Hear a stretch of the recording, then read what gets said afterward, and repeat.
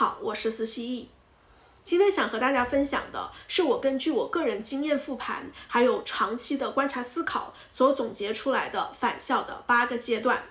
我知道每一个人的原生家庭和个人处境都各有不同，那么每一个姐妹的返校和觉醒之路也肯定是独一无二的。所以这期视频也许不会适合每一个人的情况，但是我仍然希望能为大家在返校的过程中提供一些启发和参考。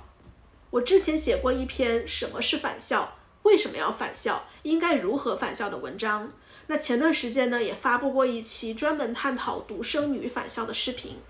感兴趣的姐妹可以去视频简介里的链接进一步了解。如果你喜欢我的频道，别忘了点赞订阅，也欢迎转发给更多姐妹吧。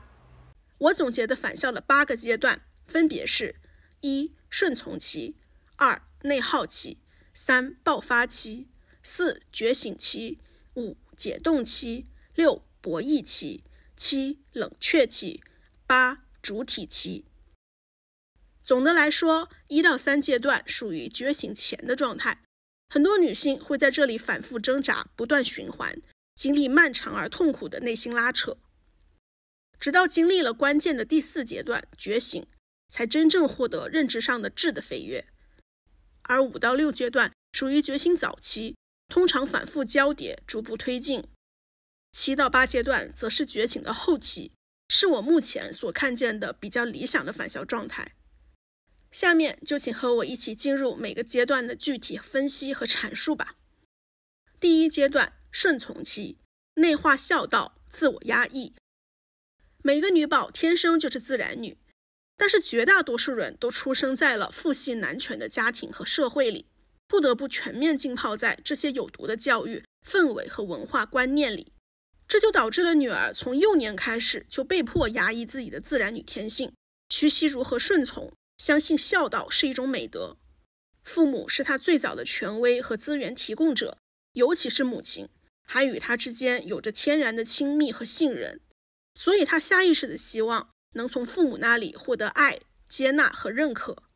她会努力去适应父母对她的期望，包括学业成绩、外貌打扮、人际交往、兴趣爱好、人生规划等等，即使那些期望自己并不是真正的喜欢和认可。他总是不愿意和父母起冲突，让他们生气和伤心。他觉得只要自己听话、懂事、优秀，就能万事大吉了。于是他对自我需求和真实情绪的认知被逐渐模糊、回避、否认、压抑，只是反复的在心里告诉自己，爸爸妈妈对我这么好，我也要好好回报他们的付出和爱。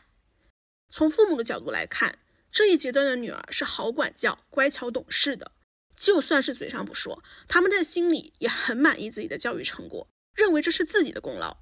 同时还会不停地强化女儿的孝顺认知，有时候会正面给一些言语赞赏和物质奖励，有时候会反面提出更多的要求和期望，总之是不断暗示，只有你更乖，我们才会爱你。第2阶段，内耗期，怀疑拉扯，自我攻击。当时间推移，女儿逐渐意识到，无论自己多么努力，都无法完全满足父母的全部期望，或者父母还是重男轻女，忽略甚至厌恶自己。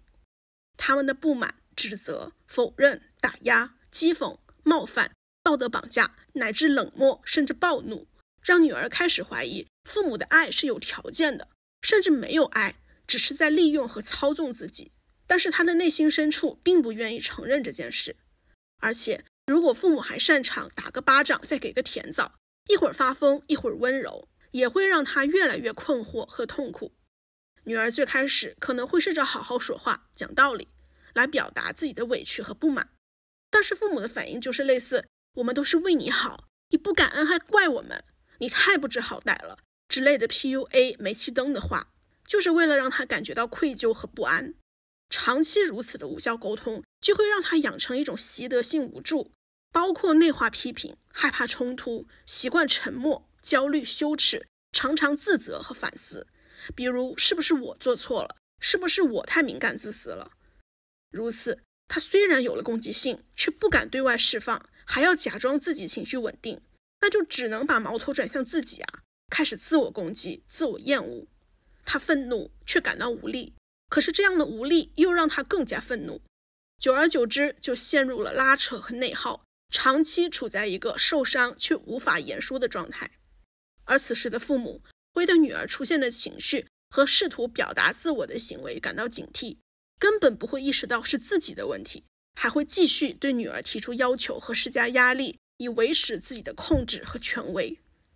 第3阶段，爆发期，冲突加剧，情绪反弹。长期的压抑、内耗，如果在面临升学、择业、人际关系、经济纠纷等重大事件，或者父母眼见着女儿逐渐成长，不再容易被控制的时候，双方的矛盾就会急剧激化，于是它爆发了。不仅与父母产生激烈的争吵、对抗，有时还可能会短暂的离家、冷战。然而很多时候，恨是源自于爱，是爱没有得到应有回应的表现。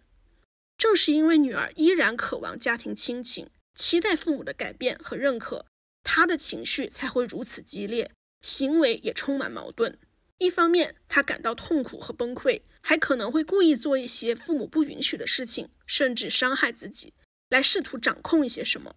但另一方面，她又忍不住感觉内疚和不安，毕竟很多由于叛逆心理而做的事情，也不是真的对自己有利，吃了亏又会觉得还是父母对自己好。而父母在这个阶段的表现往往分为2种，一种会直接严厉责骂女儿翅膀硬了、忘恩负义、没良心的白眼狼等等，这是为了让女儿恐慌和自证；而另一种则会非常虚伪的假装沉默反思、道歉讲和，给女儿一些她想要的温情和救赎感，父爱如山、男默女泪那种，让女儿更加的后悔和自责，觉得自己不应该这样子对待父母、长辈、亲人。于是在事件平息、情绪冷静后，她甚至可能加倍的对他们好，给出大量的情绪价值或者经济价值，以证明自己是个好女儿。或者像哪吒那样割肉还母、剔骨还父，只求图个清净。就这样，她重复回到第1顺从期和第2内耗期，并在这3个阶段里循环往复。绝大多数女儿都是停留在这里鬼打墙，从小的孝道洗脑和对家庭亲情的渴望期待，又缺乏女本位视角、女权思想，让他们醒了又没有全醒，反抗了又没有完全反抗，就长期在情感的爆发、愧疚、顺从再爆发的恶性循环里反复挣扎，自我消耗，难以突破。有些人会寻求一些男权心理学的帮助，虽然也能缓解一些痛苦，解决一些困境，但是更有可能走上一条错误的道路。这里由于篇幅和相关性，我暂时不再展开，在下一期的视频里，我会专门聊聊这个话题，返校可能走上哪些错误的道路。第4阶段，觉醒期，思想输入，认知飞跃。这里是真正的分水岭，是通向真正向上的独立自由的必经之路。在接触到激进女权、自然女、性别分离、返校等思想理论的输入后，女儿第一次意识到自己所经历的一切和感受到的情绪并不是偶然个案，更不是自己的错，而是许许多多女人都有共鸣的，是整一个父系男权社会和家庭的整体结构性压迫本质的问题。所谓的父，无论好坏都根本不应该存在，自己也根本不需要遵循这些孝道规则。此时他的内心会经历一场前所未有的根本性认知飞跃，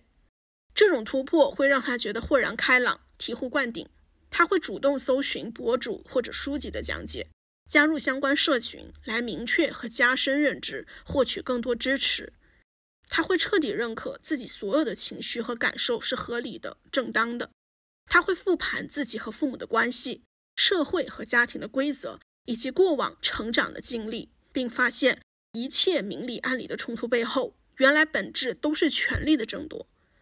他会看懂孝道其实是一种用来掠夺女性资源、控制女性成为客体的工具。此时他会有一个全新的身份，叫做自然女。他会建立一套全新的力量来源和价值体系。这个阶段的父母会强烈感受到女儿的变化，并为之恐慌，试图用更强硬的指责攻击或者更下作的情绪操控来规训女儿重新顺从。但是那些过去奏效的话术现在已经越来越没用了，女儿不仅不相信，还会尖锐的拆穿，打得父母措手不及。觉醒期是最重大的转折点。女儿在这个阶段会输入和思考大量相关内容，而这里的风险点是，虽然她明白了父的毫无必要，但是可能对生母仍然抱有同情和希望，对其还有拯救欲，并且可能投射到其他女性身上，这些都对自己有不利的影响。不过觉醒已经开始，随着认知的加深，女儿会越来越清晰地看见割裂，感受孤独，这都会让她越来越清醒地踏上新的征程。第5阶段，解冻期，彻底反弹，释放攻击。当女儿对父系男权社会和家庭的对外认知和对内复盘越来越深入透彻，一切的幻想都被打破，她再也无法压制内心的怒火，解冻了所有压抑多年的情绪，并高强度的对外攻击。这时候的她会抵触、批判和憎恨一切关于孝顺、亲情、家庭的文化和叙事，比如鼓吹父爱母爱的影视作品、合家团圆的传统节日等等。有时候这种攻击性还会延伸到日常生活、社交媒体或其他人际关系中，有看不惯的就会直接开麦批判，不可能再忍耐一点。也就是在这个时候，女儿会深刻认识到自己的生母只是父亲的妻子，是一头驴，根本不是也不配当真正的母亲。她是父系男权家庭的受害者，但更是建设者和维护者，根本不需要也不应该消耗自己来拯救同情她。于是情绪和认知河流产生了更为强大的力量，她划清了与父母家庭的情绪和经济界限，激烈的反抗任何道德绑架和剥削控制，再也不会当任何人的情绪垃圾桶和血包。他不会害怕，甚至隐隐期待着发生正面冲突，甚至暴力对抗，或者懒得跟他们再废话一个字，直接拉黑跑路，彻底断联。这时候的女儿还会大量吸收返校理论和经验，并且和有共同经历的姐妹互相学习分享，不断地肯定自己，坚定内心。解冻期的情绪和行为可以说是对过往压抑的彻底反弹，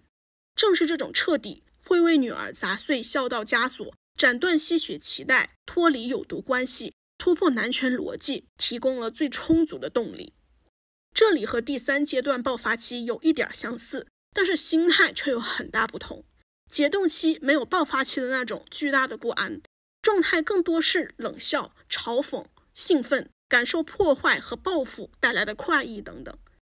而在这一阶段，父母的反应同样会更加激烈，比如情绪爆炸、痛哭指责、发疯装病，或者联合家族施压等等。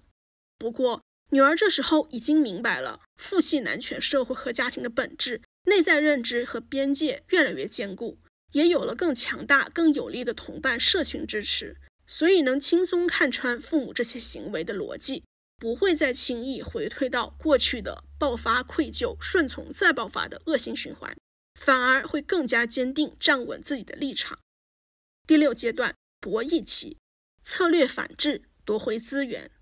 在这个阶段，女儿会将内心的激烈情绪转化为生活中的策略行动。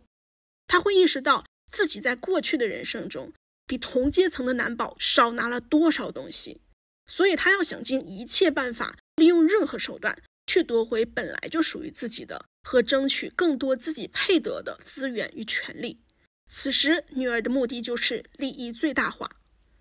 她会非常明确拒绝为父母家庭付出那些不应该由她承担的金钱、劳动和时间，转而把这些都转回给自己。她会积极争夺家庭中的话语权和话事地位，主动索取现有的经济利益和未来的继承权，也就是抱金币，不再为此感到紧张、羞愧和羞耻，而是明白这是自己应得的，是父母该给的，是他们欠自己的。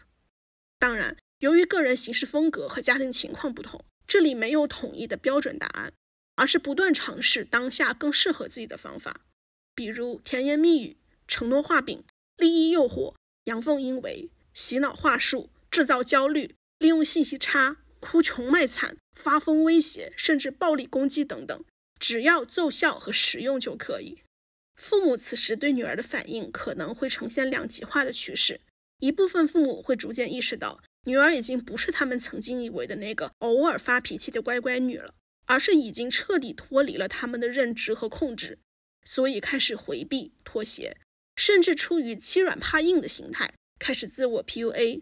另一部分父母则可能会继续顽固地试图夺回控制权，采取更隐秘、更卑鄙的情感操控或物质控制手段，让女儿因为经济资源匮乏而短暂陷入挣扎。但由于女儿此时的自我意识和行动力已经非常强大，最终都能够调整策略，选择更适合的处理方式。第5和第6阶段都属于觉醒之后的早期阶段。解冻期是情绪能量井喷，复仇的怒火成为了撕碎旧秩序的原动力。博弈期是夺权策略行动，充分发挥了主观能动性，为新秩序打下基础。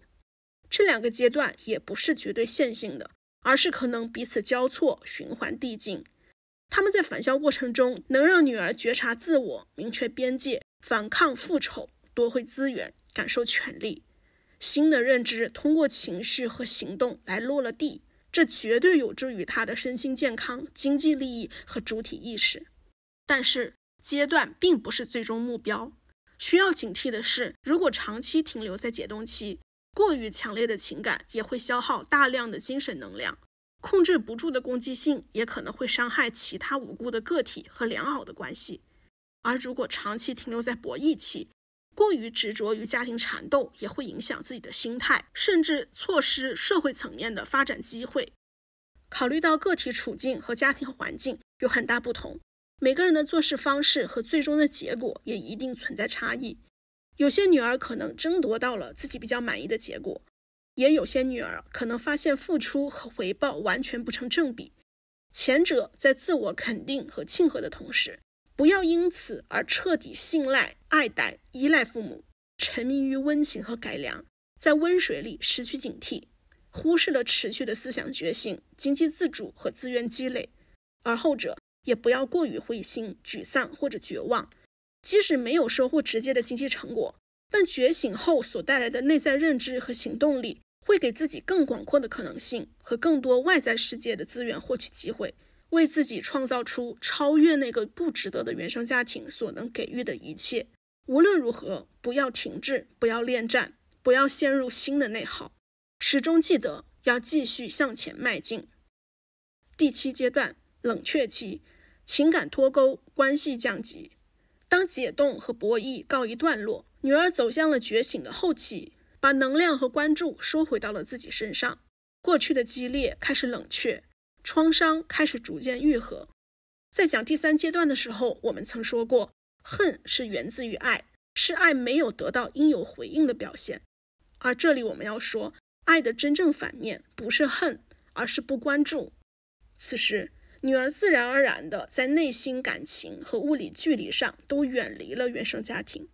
父母不再是寄托了爱和期待的特殊关系，没有了神圣性，而是降级到了无所谓的普通亲戚，甚至远房亲戚。他根本不会再试图迎合、解释或者自证，不再考虑他们的感受，不再期望他们的改变，不再在乎他们的回应，更不需要他们的理解和认可。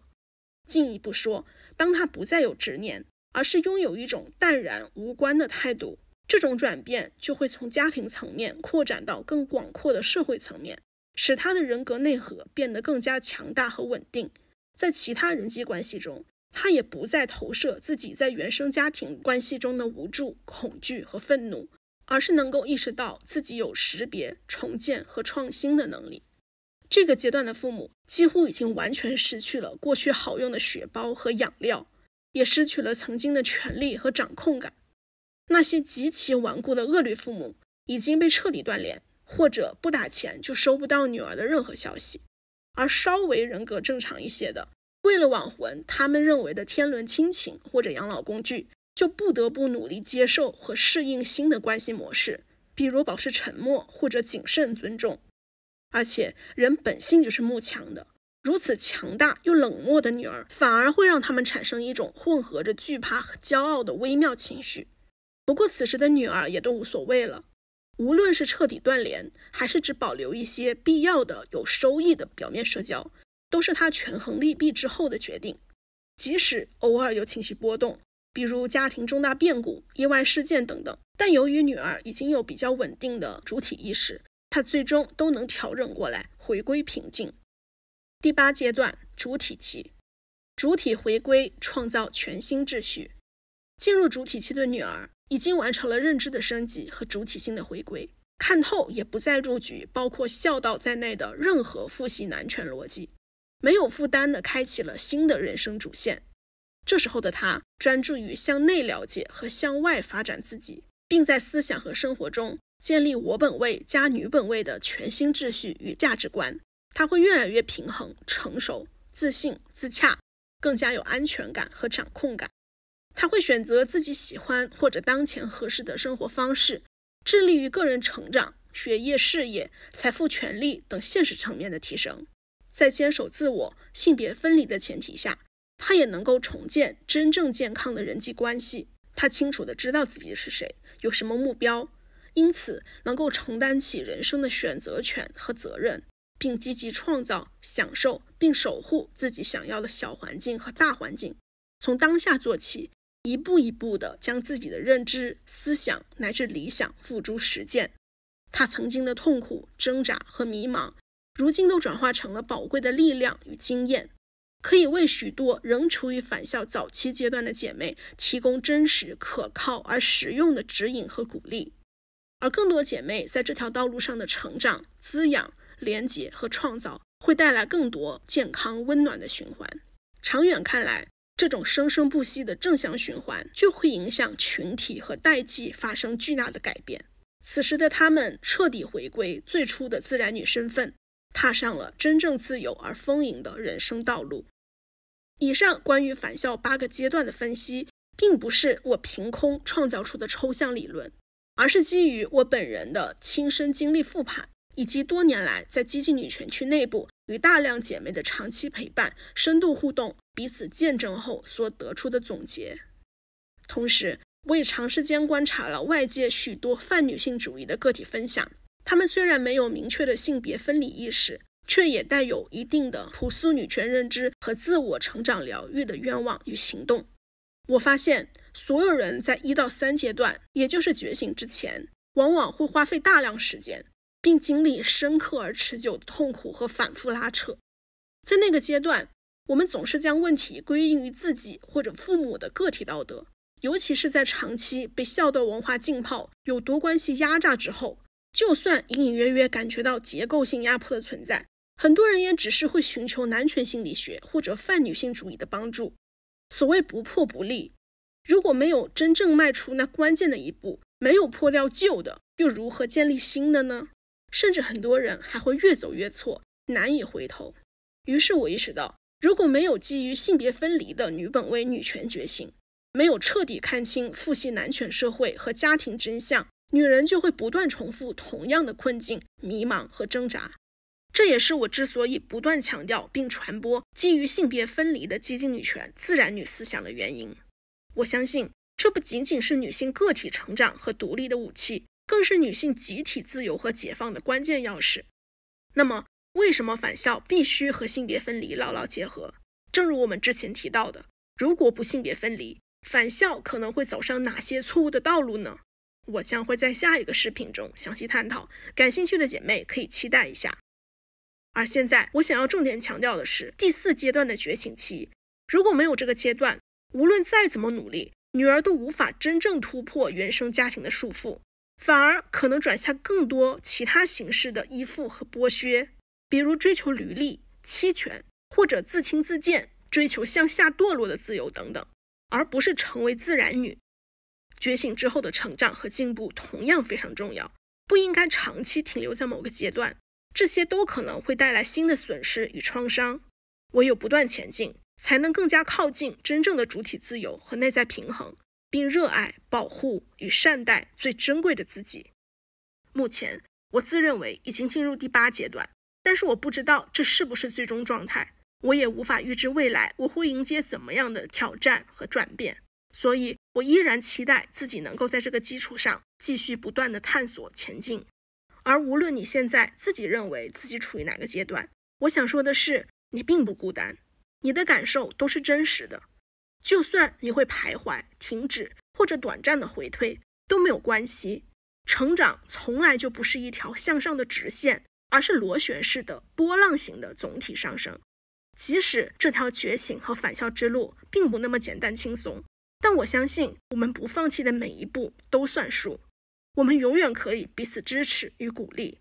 我真心的希望这期视频能带给你共鸣、启发和力量。最后，我是思希逸，如果你喜欢我的视频，别忘了点赞、订阅、转发，也欢迎在评论区里留下你的感受或者思考。我们下期再见。